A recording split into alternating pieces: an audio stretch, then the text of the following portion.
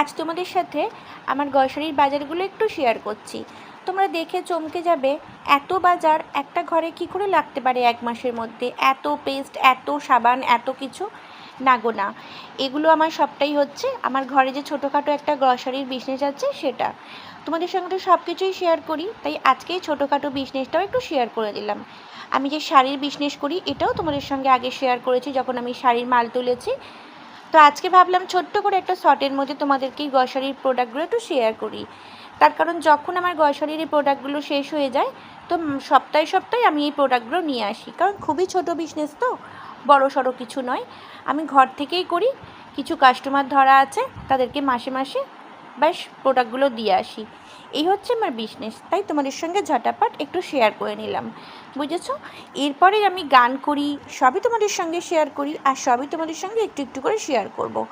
আরও কিছু বিজনেস আছে আমার, সেটাও তোমাদের সঙ্গে আমি পরে নেক্সট ভিডিওতে শেয়ার করব।